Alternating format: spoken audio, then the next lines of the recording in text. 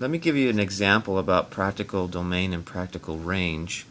We saw this similar problem in a previous video. Suppose you need 10 gallons of water. Consider the price of the water per gallon over the last few years, and that the cost for 10 gallons of water is a function of the price per gallon.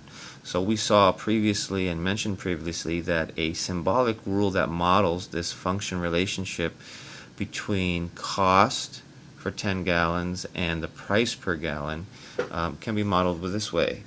The cost C is calculated or equal to your 10 gallons times the price per gallon. So the question here is, what's the practical domain?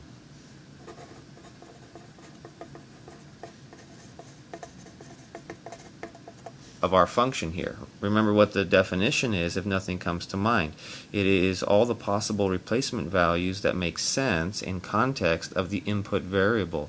Here the input variable is not C but P. So the question is, what values of P make sense here in context? Well, P is the price per gallon of water.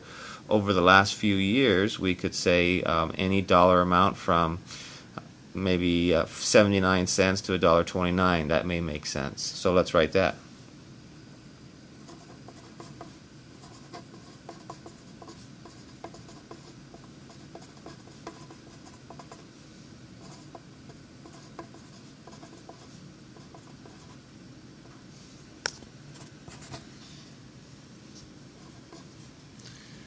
So there's our practical domain, any dollar amount from 79 cents to $1.29. The practical range now corresponds to this 79 cents to $1.29 for the values of the output variable. So again, the practical range is all the possible values of the output variable that make sense, that corresponds to our practical domain.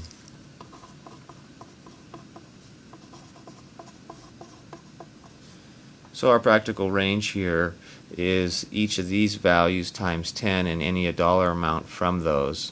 So that would be $7.90 to $12.90. And I should have said any dollar amount from here to there.